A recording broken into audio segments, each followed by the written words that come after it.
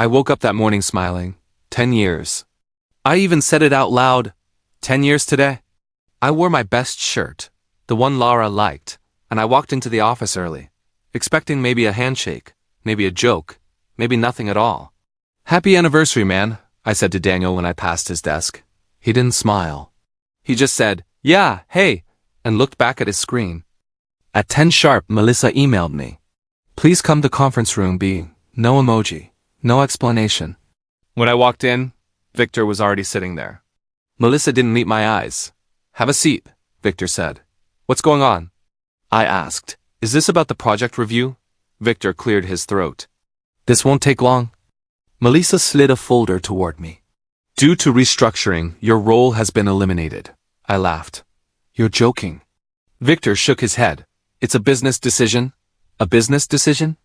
I said. On my 10th anniversary? Melissa finally looked at me. Her voice was flat. Your access will be disabled today. I stared at them. I built half this department. Victor didn't argue. We appreciate your contributions. Do you? I asked, because this feels planned. There was silence. Thick, heavy silence. So that's it? I said.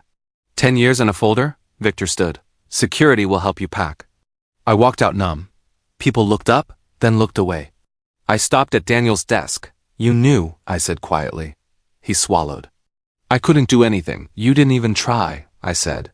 He whispered, I'm sorry. I packed my desk alone. Photos, notes, a mug that said family. I laughed again, but it hurt this time. As I walked past the glass doors, I heard laughter from the break room. Not for me. Never for me. Outside, the cold hit my face. I stood there holding a box and thought, I gave you my life. No, I said out loud, you took it. That was the moment something inside me snapped. Not loud, not dramatic. Just quiet and final. I wasn't sad anymore. I was awake. My phone buzzed. Laura's name lit the screen. Hey, she said. Did they say anything about the anniversary thing? I closed my eyes. They fired me. What? She said. No, that's not funny. I'm standing outside with a box, I said. It's over. She went quiet, then whispered, after everything? That's what hurts, I said. Not the job. The lie. Come home, she said. We'll figure it out. I looked back at the building. They didn't even look ashamed. You didn't deserve that, she said. I know, I replied, and for the first time I really did. A guard opened the door. Sir, you need to leave the property. I'm already leaving, I said as I walked away. I promised myself one thing. I would never beg them for answers. And I would never forget this day. 10 years meant nothing to them, but it changed everything for me. I got into my car, set the box down, and sat there breathing. My hands were shaking, but my mind was clear. Whatever came next, I would face it, not as their employee, not as their victim, as myself. The engine started, and I drove away knowing loyalty was dead, but resolve was alive. I sat on the couch and stared at the wall. The room felt smaller without the job hanging over my head. Say something, Laura said softly. I don't know what to say, I replied. Every time I open my mouth, it feels fake. She sat beside me. You didn't do anything wrong. I keep hearing Victor's voice, I said. Like I failed some test I didn't know existed. Laura reached for my hand. They didn't even explain. That's the worst part, I said. They didn't need to. My phone was in my hand again. I dialed Daniel for the third time. Voicemail. Double quotes pick up. I muttered. Just tell me why. Laura watched me. Maybe he's busy. He knew, I said. He had to know. The phone buzzed. Not Daniel. A bank alert. Laura exhaled slowly. We'll manage. For how long? I asked. Rent doesn't care about loyalty. She didn't answer. I stood and paced. Victor used to call us family. Laura frowned. Family doesn't fire you like that. I believed him, I said. That's what makes me feel stupid. You're not stupid, she said. I feel replaceable, I said. Like 10 years meant nothing, she hugged me. It meant something to you. Night came fast. Laura fell asleep, but I couldn't. I sat at the table with unpaid bills spread out like accusations. My phone buzzed again. Unknown number. Who is this? I typed. It's Ethan, the reply came. Please don't save my number. My heart started racing. Ethan? From work? Yes, he wrote. I shouldn't message you. Then why are you? I typed. Because what happened wasn't about performance. I stared at the screen. What do you mean? There were meetings, he replied. Before your anniversary. My fingers shook. Meetings about me? Yes. I swallowed. Who knew? More people than you think, he wrote. I'm sorry. I leaned back and laughed quietly. So it was planned. There was a pause. I can't say more. Not yet. Did Daniel know? I typed. Another pause. Longer this time. Yes, he replied. I closed my eyes. Thank you for telling me. Be careful, he wrote. They don't like loose ends. The screen went dark. I sat there until the sky started to lighten. Every memory felt different now. Victor's smiles. Daniel's silence. Melissa's eyes on the floor. It wasn't random. It wasn't fair. I whispered to the empty room. They chose this. By morning, the shame was still there, but something else had joined it. Anger. And beneath that anger, a cold, steady understanding. I wasn't fired. I was removed. My phone lit again, and this time it was Daniel. I stared at his name until it stopped ringing. A message followed. I wanted to call you. I just didn't know how, I typed. You knew how. You chose not to. 3 dots appeared, vanished, then appeared again. Victor said it was temporary. Nothing about yesterday felt temporary, I replied. Laura came out of the bedroom. Did he call? Yes, I said. Too late. She sat across from me. What are you going to do? I looked at the bills, the phone, my shaking hands. I'm going to listen. I'm going to remember. And I'm not going to pretend this was an accident. She nodded slowly. That scares me. It scares me too, I said. But the silence scares me more. Daniel sent one last message. I hope you understand someday. I locked the phone and said out loud, I understand everything now.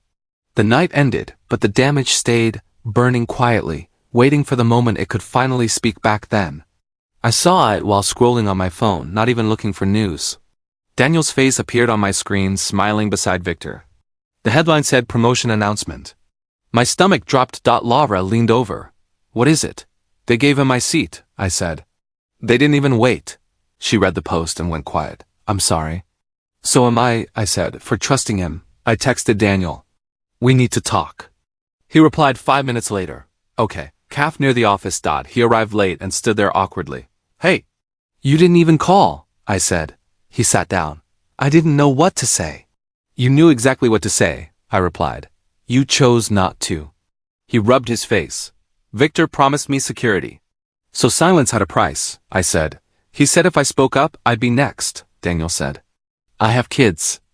And I had 10 years, I said. Did that matter at all? He looked down. It was just business. I laughed once. Don't say that to me. I didn't plan it, he said. But you accepted it, I said. You sat in my chair. He whispered. I was scared. I was loyal, I said. See how that worked out? He reached for his cup. I didn't think they'd cut you like that. You didn't want to think, I said. I'm still your friend, he said. No, I replied. Friends don't survive by watching each other bleed. I stood up because my hands were shaking. Enjoy the seat. I walked out before anger finished the sentence for me. That night, Laura sat beside me on the couch. I need to tell you something, I turned to her. What is it? At the store today, she said.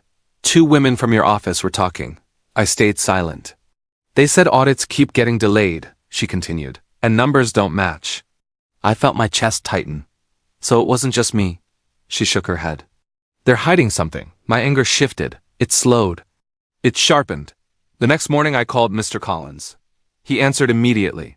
I heard. Can we talk? I asked. Come by, he said. No rush. His office smelled like old paper and coffee. He listened without interrupting. They didn't fire you because you were weak, he said. They fired you because you remember things. I just did my job, I said. Exactly, he replied. Honest people notice patterns. They replace me fast, I said. With someone quieter. Fear makes people obedient, he said. What do they fear? I asked. Exposure, he said. And men who ask why? I sat back. So what now? You don't rush, he said. You listen, you document. I don't want revenge, I said. He nodded. Then don't chase it. Chase clarity. When I got home, Laura asked, Did he judge you? No, I said. He understood. She watched me carefully. And you? I thought about Daniel's smile, Victor's voice, the delayed audits. I'm not angry like before. That scares me more, she said. It shouldn't. I replied. I finally see. I opened my laptop and stared at the screen. The hurt was still there, but it no longer controlled me. They didn't just take my job. They showed me where the truth was buried. And for the first time since I was fired, my mind felt clear. I stopped checking my phone for apologies that were never coming. One night, Lara said, "You keep waiting for them to feel bad." I answered, "I think I'm waiting to feel whole again." She looked tired. "And is this helping?" I shook my head. "No, it's keeping me small." That was the moment I stopped begging for closure. I opened my laptop and searched for Sarah Lynn's old number. When she answered, there was a pause. "I was wondering when you'd call," she said. "I didn't want to be the first." I asked, "Did they plan it?" She sighed. "Yes, months ago." My chest tightened. "Why me?" She replied, "Because you asked questions they didn't want answered." We started talking late at night, when fear feels louder. "Victor moved numbers between departments," Sarah said. "He delayed reports and buried warnings." I asked, "And Melissa?" She hesitated. "She followed orders." I laughed softly. "That seems to be everyone's excuse." Sarah said, "They silenced people by promoting them or scaring them." I thought of Daniel. So loyalty was just leverage. Sarah answered, "Exactly." I started writing everything down. Dates, names, calls. I told her, "I don't want revenge." She replied, "Good. Truth lasts longer." When we hung up, my hands were shaking, but my mind felt sharper than it had in weeks. Lara watched me from the doorway one night. "You're different," she said. "Focused, but distant." I replied, "I'm finally seeing the shape of it." She sat across from me. "I'm scared this will swallow you." I reached for her hand. "I won't let it," she asked. "Are you sure?" I hesitated. "No, but I won't lie to myself anymore."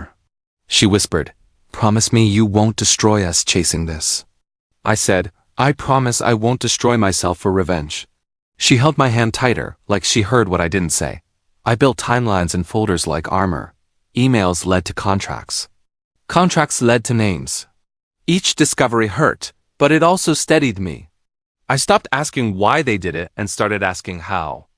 One night, Lara said, "You don't look angry anymore." I answered, "I'm not, I'm awake." I finally understood the truth I had been avoiding. They didn't fire me because I was weak. They didn't fire me because I failed. They fired me because I knew too much, and they knew I would eventually notice everything. That realization didn't break me. It straightened my spine. I closed my laptop and said out loud, "I'm not chasing closure anymore." What I felt rising wasn't rage. It was clarity. I stopped watching Victor's interviews and focused on my own silence. Mr. Collins said, "If you rush, you lose." I asked, "What if they notice me waiting?" He replied, "They already forgot you." We met twice a week, going over laws, timelines, and traps. "Protect yourself first," he kept saying. I learned how to document without exposure, how to store copies, how to move slowly. While Victor talked about expansion, I practiced patience. Lara watched me read late. "You're calm," she said. "I'm careful." I answered. "That scares me," she admitted. "It should," I said, "but it's keeping me alive." I felt invisible again, but this time it was a choice. Mr. Collins smiled once and said, "That's power." I nodded and kept listening, writing, learning, and waiting. Outside, the city moved fast, but I refused to chase it. I let days pass without noise, without answers, without fear. Every quiet hour felt like an investment they could not see coming. I wrote names, dates, and reasons, and I never rushed. Rushing had cost me once already. I would not repeat that mistake. Not now, not ever again. I was done reacting. I was planning. Finally, with control over myself, Ethan's messages came late and short. "I'm scared," he typed.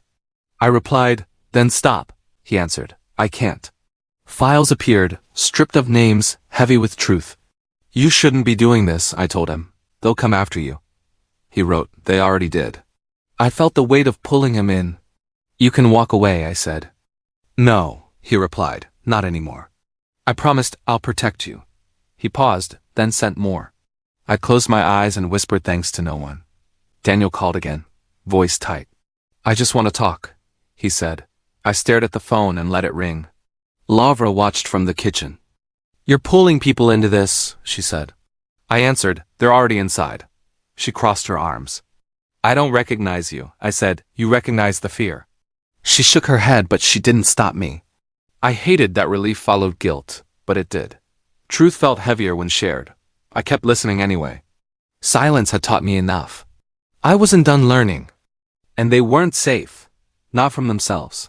That was clear now. I ignored Daniel completely. His fear was loud. Mine was quieter, but far stronger, by design. On purpose, always. Days passed. Planning replaced reacting. Laura said, "You're not shouting anymore." I replied, "I don't need to." She studied me. "I'm afraid of what you're becoming." I said, "I'm afraid of stopping." We sat in silence. I organized files, built timelines, and waited. Mr. Collins called and asked, "Are you ready?" I answered, "Not yet." He said, "Good." I understood then that revenge didn't need noise. It needed time, and time was finally listening to me. Victor kept smiling on screens, selling futures that felt hollow. I watched without envy, my focus narrowed, sharp, and patient. I was done explaining myself. Laura reached for my hand. She said, "Just promise me one thing." I asked, "What?" She said, "Don't disappear."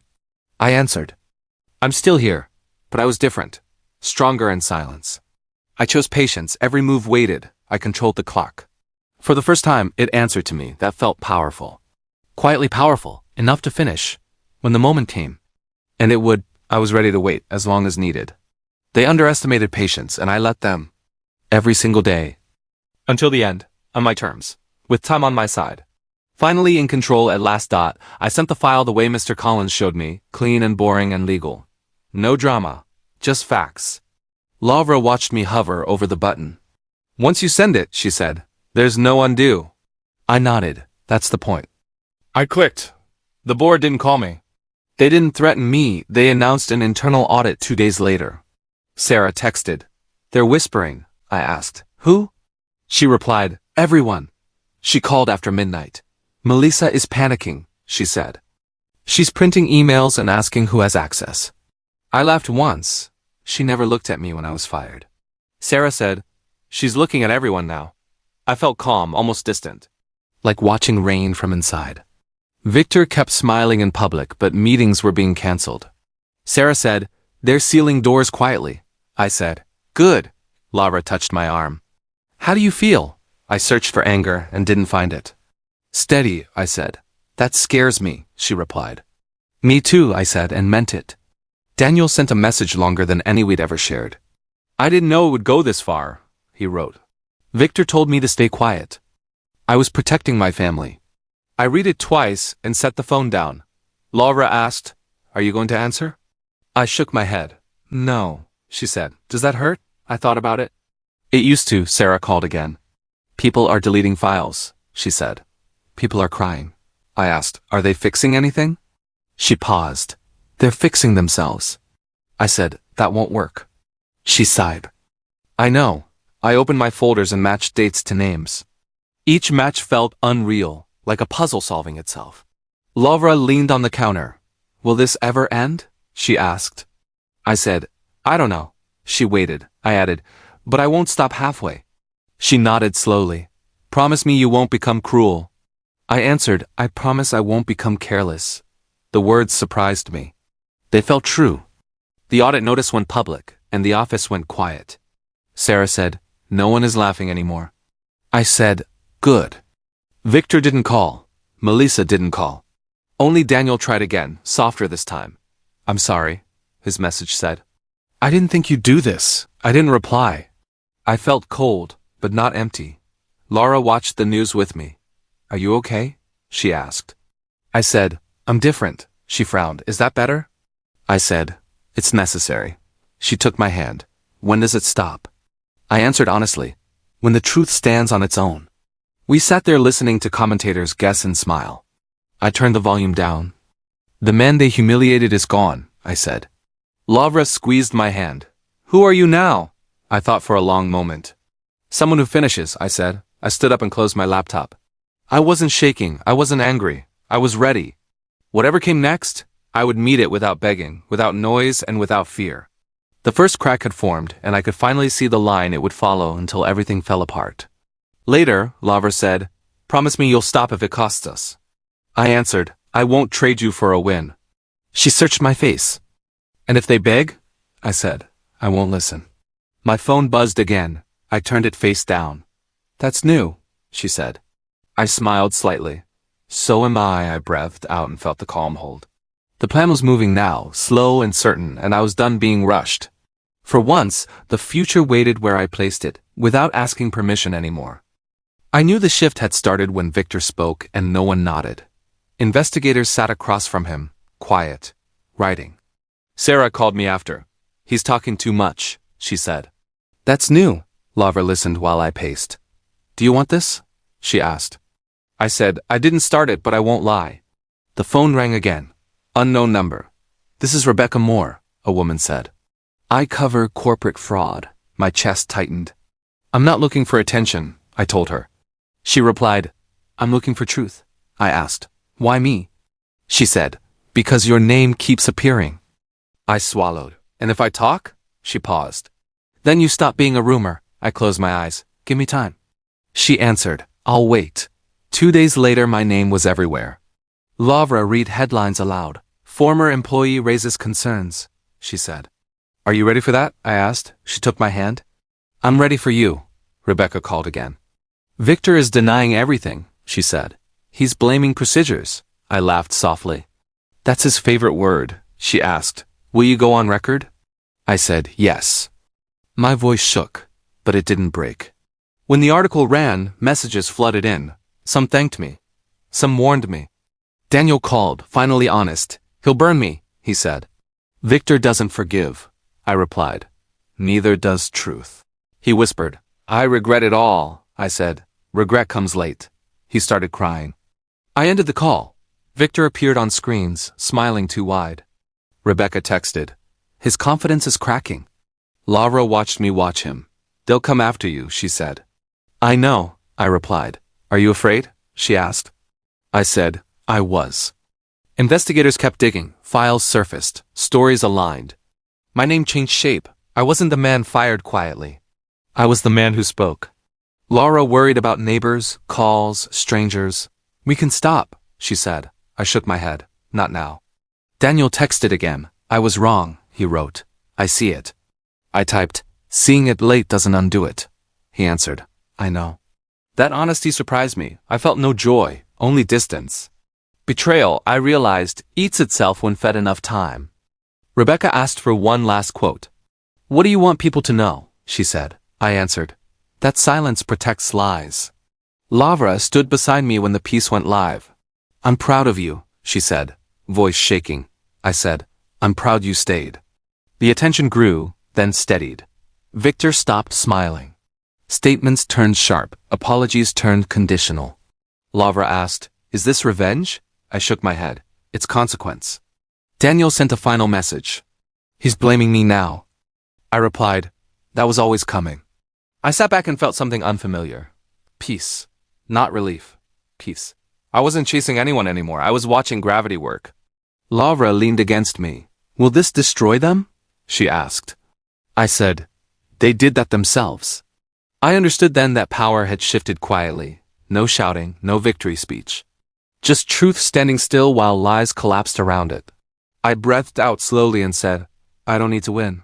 Lavra smiled sadly. You already did. I watched the night outside our window and felt steady. Karma wasn't loud, it was patient.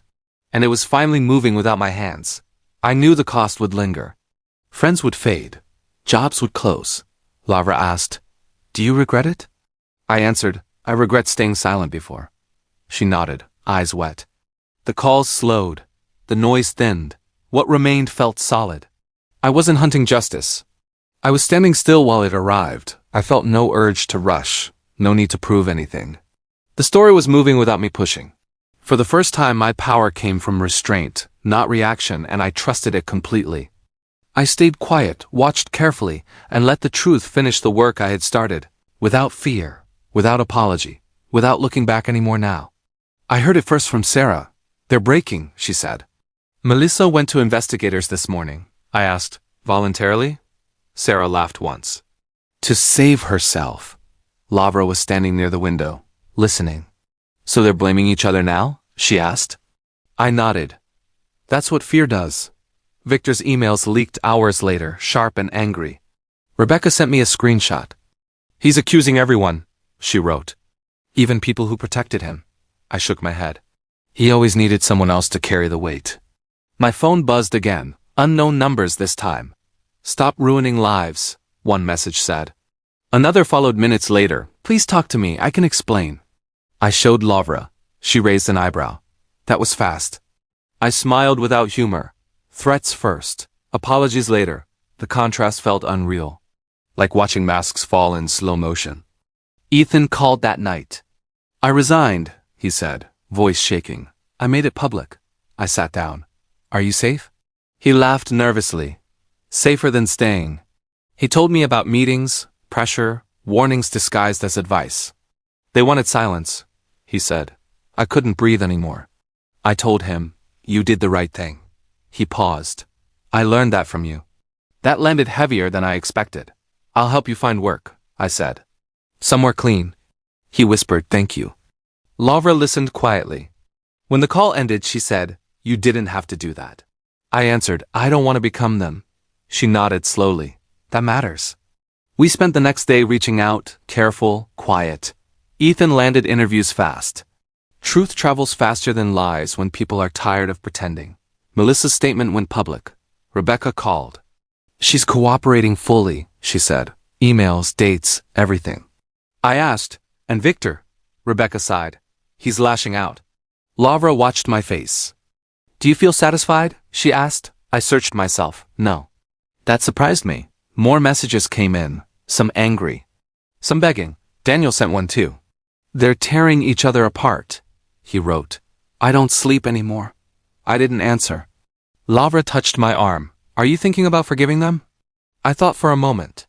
I'm thinking about distance, she exhaled. That sounds healthier. Victor released another statement, defensive and hollow. Rebecca texted. People aren't buying it. I replied, they never do, not forever. That night, Laura said, I'm proud of you. I looked at her. You don't sound relieved. She shook her head. I'm afraid you won't know when to stop, I said. I'm not chasing them. She asked, then what are you chasing? I answered honestly. Peace. She sat beside me. Forgiveness? I shook my head. Some wounds don't need closure, she waited. They need distance. Outside, rain tapped the window softly. My phone stayed silent for once. I felt tired but lighter. The company was eating itself alive, exactly as Sarah predicted. I didn't cheer. I didn't gloat. I helped where I could and stepped back where I should. Lavra rested her head on my shoulder. Promise me you'll choose us over the ending? I said, I already have. The noise kept fading. Threats turned into apologies. Apologies turned into silence. I understood then that healing wasn't about watching them fall. It was about walking away before their collapse touched me again. I turned my phone off and said quietly, I'm done listening. Lavra smiled, relieved. For the first time in a long while, distance felt like strength, not escape. I saw the headline before I heard the sound. Lavra had the TV muted. Victor Halle removed as CEO, the banner read. I sat down slowly. 10 years passed through me in a rush. Late nights. Missed dinners. Promises I kept even when they didn't matter to anyone else. Lavra asked, do you want to watch? I shook my head. I already know how it ends. She muted the screen completely. How do you feel? She asked. I searched for excitement and found none. Quiet, I said. Heavy but quiet, she nodded. That makes sense. We sat there without speaking. For the first time, silence didn't feel like punishment. My phone buzzed an hour later. Daniel's name. I stared at it until Laura said, you don't have to. I answered anyway. I'm outside, he said. Please. I opened the door. He looked smaller than I remembered. His shoulders slumped. His eyes were red. They fired me, he said. I stepped aside. He didn't sit. I lost everything, he whispered. I said, you didn't lose everything.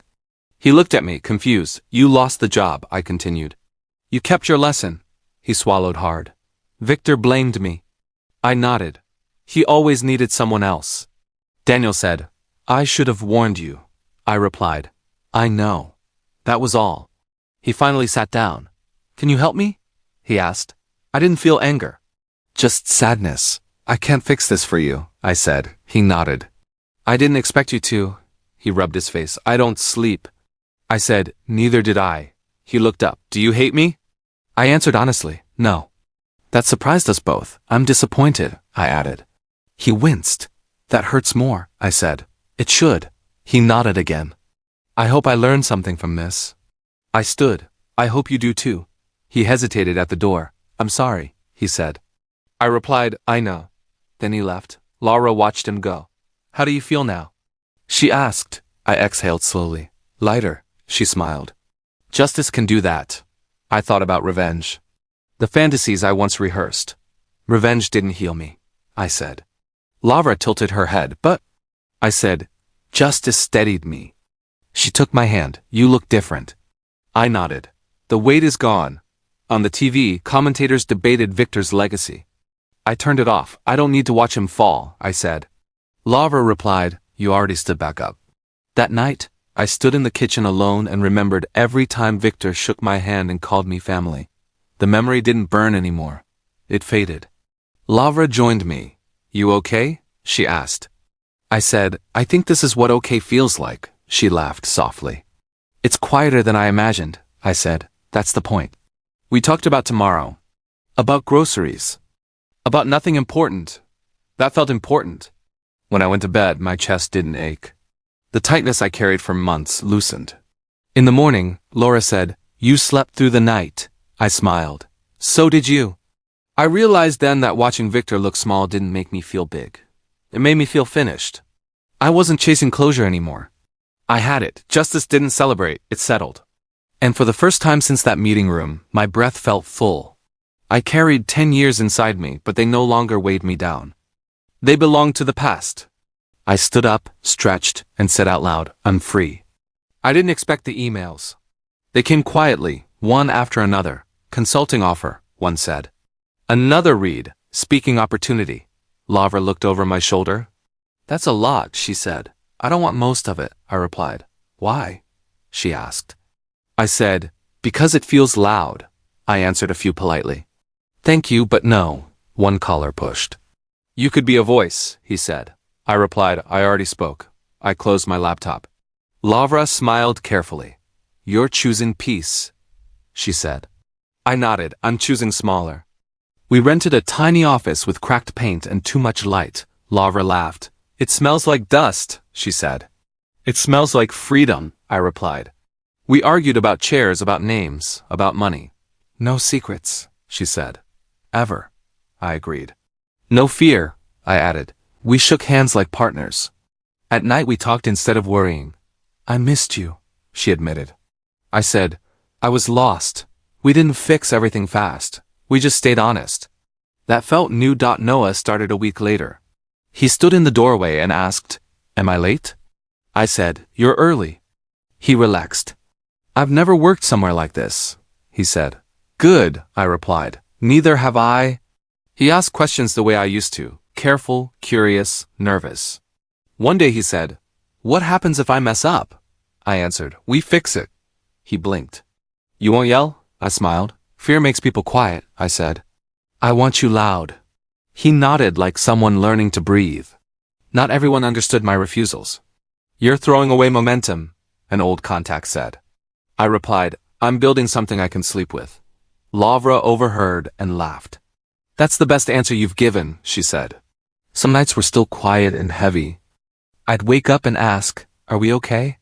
She'd say, We're better. We learned how to talk without panic. I learned how to stop measuring myself by titles. When fear tried to return, I said, You don't work here anymore. It listened. The last offer came with a stage and lights. People want to hear your story, the organizer said. I looked at Laura. She asked, Do you want that? I thought about the old office, the silence, the damage.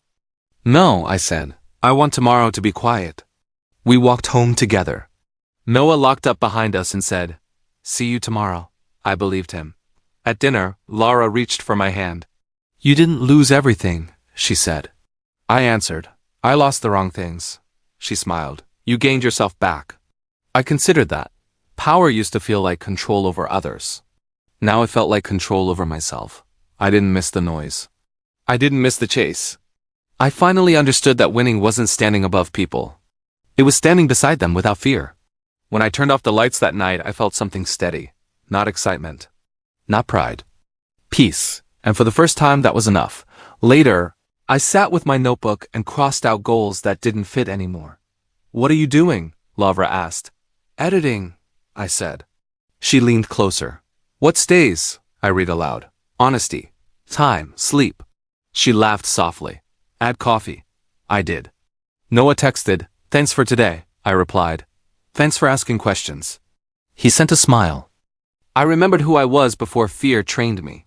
I told Lavra, "I don't want to build an empire." She said, "Good. Empires fall. We planned weekends instead of exits." I stopped rehearsing arguments in my head. When doubt showed up, I said, "You're late." It left. I closed the notebook and felt the room settle. Losing everything stripped me down. What remained fit better. I wasn't impressive anymore, I was present. And that felt like the real gain. I told Lavra, "I'm done proving." She replied, "You never had to." We sat quietly. The future felt simple. Work ended on time. Mornings felt open. I wasn't chasing worth anymore. I was living it. Losing everything taught me that. Keeping peace taught me how. I finally trusted myself, my choices, and the quiet life I was building with intention. It felt earned, steady, and real, without applause or permission anymore now. They released their statement on a quiet Tuesday. Lavra read it aloud. "Disgruntled former employee," she said, pausing. Motivated by resentment, I laughed, but it came out tired. "That's the best they've got," she frowned. "Does it bother you?" I thought about it. "It insults the past me." She nodded. "And the present you?" I said, "He's too busy." Rebecca called an hour later. "They're rewriting," she said. "I'm publishing receipts." I asked, "Everything?" She replied, "Emails, timelines, signatures." I closed my eyes. "Do it." She added, "Are you ready for the noise?" I answered, "I'm ready for it to end." The proof landed like weight. Screenshots replaced slogans. Dates cut through speeches. Lavra watched the coverage shift. "They're quiet now," she said. "They're scrambling," I replied.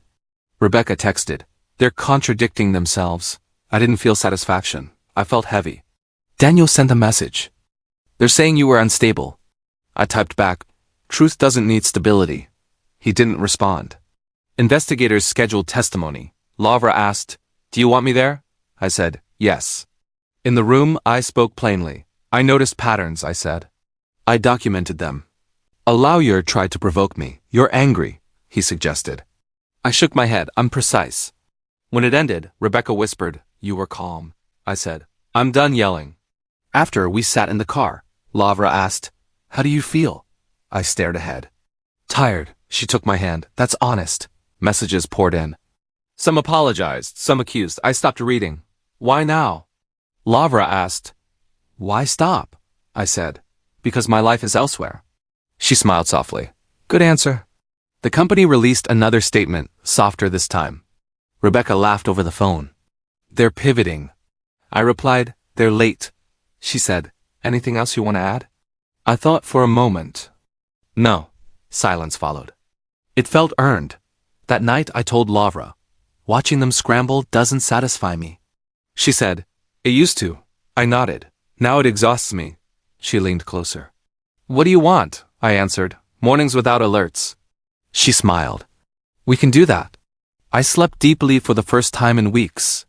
In the morning, the headlines had moved on. The truth held. That was enough. Rebecca texted, "The record stands." I replied, "Thank you." She answered, "Take your life back." I closed the app. Later, Laura said, "This chapter doesn't define you." I stopped and looked at her. "Say that again." She did. "It doesn't define you," I believed her. We packed away old files. I deleted drafts. I unsubscribed from feeds. "Are you sure?" She asked. "Yes," I said. "I don't want their downfall." She waited. "I want my days." We walked outside. The air felt ordinary. Perfectly ordinary. I breathed and felt lighter. An email arrived from the company's counsel, carefully worded. I forwarded it to Rebecca and closed it. Laura laughed. "That's new," I nodded. "I don't owe them attention." She squeezed my arm. "I'm proud of you," I said. "I'm relieved." We talked about dinner, about weekends, about nothing important. That felt important. I realized history can be rewritten on paper, but not in bodies.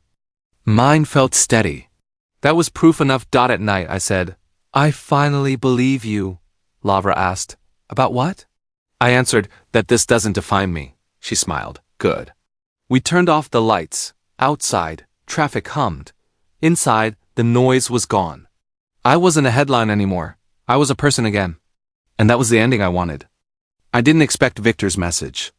It arrived late, careful, polite. He wrote, Can we talk privately? I stared at the screen. Laura asked, Who is it? I said. Victor. She went quiet. Do you want to answer? I thought, then said, Yes, not for him. For me, right now today. We met on a call. His voice sounded tired. I'm sorry, he said. I asked, For what? He paused. For how things ended. I replied, That's not what happened. He sighed. I lost control. I said, You lost power. Silence followed. He waited. I didn't feel it. Laura watched me. Victor said, I never meant to hurt you. I answered, You meant to protect yourself. He said, I did what I had to. I replied, So did I. He tried again. Can we move past this? I said, I already have. He sounded offended. I felt nothing. That surprised me. He kept talking. I wish I'd handled it differently. I said, You wish you hadn't been caught. He exhaled sharply. That's unfair, I replied. It's accurate. He asked, What do you want from me? I answered, Nothing. The word felt clean. He didn't know how to respond at all anymore. He said, I hope you can forgive me. I said, I'm not here to forgive. He waited. Or to punish, I added. Then why answer? He asked. I said, To hear myself say it. My voice stayed calm. His didn't. You're cold, he said. I replied, I'm finished with this. The call ended without drama. I set the phone down. Laura asked, How do you feel? I thought carefully. Light, I said. She studied my face. No anger? I shook my head. No relief either. She smiled. That's growth. I leaned back and breathed. The past felt closed at last. Later, Victor sent another message. I didn't sleep. I didn't reply. Laura noticed. You're not going to answer? She asked. I said, I already did. She nodded. You didn't forgive him. I replied, I didn't need to. We sat quietly, listening to nothing important together in that moment at all. I realized apologies can be traps. They ask you to carry weight again. Laura said, You're not responsible anymore. I said, I know. The thought settled deep. Victor's words faded fast. My own voice stayed. It felt steady, unforced, and mine. That mattered more than closure offered late by him. That night I told Laura, Closure isn't given, she answered, It's taken. I smiled. You've been listening. She leaned closer. You taught me. I slept without replaying conversations. The past didn't knock. The future didn't rush. I rested between them, finally comfortable inside myself and feeling steady, calm enough. Now. In the morning, the world looked unchanged. I was not. Laura poured coffee. Ready to move on? She asked. I said, I already have. We talked about plans, not people. Victor was finished in my mind. I didn't need his regret. I had my own ending right here today now. Moving on wasn't loud. It was final. I closed the door without slamming it. No forgiveness, no revenge, no speech. Just distance. Just choice. I understood then that closure is quiet. It sounds like walking away and not turning back again after it ends without asking permission from anyone else. I used to think betrayal only destroyed. Laura said one night, It broke you, I answered. It rebuilt me, she smiled. Both can be true. I looked around the small office and said, I didn't burn anything down. She asked, Then how did it fall? I replied, By standing still. I thought about the day I was fired, the shame, the silence. I said, That day doesn't define me anymore. Laura leaned closer. Which day does? I answered, The day I stopped staying quiet. Saying it out loud felt final. We closed late that evening. Noah asked, Same time tomorrow? I said, Go home early. He laughed. You always say that. I replied, I mean it. He waved and left. Laura locked the back door and asked, You ready? I nodded. As we walked through the quiet hallway, she said, You didn't get revenge. I said, I got my life back. She squeezed my hand. That's better. I turned off the lights and felt nothing heavy behind me. Outside, the air was cool. Laura asked. Do you ever miss it? I thought about power, meetings, titles. No, I said. I miss who I thought I had to be. She said, you don't have to be him anymore. I smiled. I know. We walked slowly, not rushing home. I noticed how calm my body felt. No rehearsed arguments. No anger waiting to speak. Just quiet. At home, Laura asked, are you proud of yourself? I paused. I'm at peace, I said. She nodded. That's stronger. I realized then that I didn't dismantle their empire with rage. I dismantled it by refusing to disappear. By telling the truth once and letting it stand. By waiting when they rushed. By leaving when they begged. Laura said, you changed, I answered. I came back. I stood by the window and said, they tried to define me by how I left. Laura replied, and you chose how you stayed. I thought about Daniel, Victor, the fear that ruled them. I felt no hatred, just distance. I don't need closure from them, I said. I already took it, Laura smiled softly. You're whole. The word fit. Later, I locked up the office for the last time that week. The key turned easily. No hesitation, I said out loud, I'm free. The street was quiet. I walked to my car without looking back. For years, sleep meant replaying conversations. That night, it meant rest.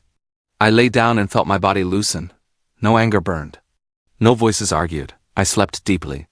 In the morning, Laura said, you didn't grind your teeth. I laughed.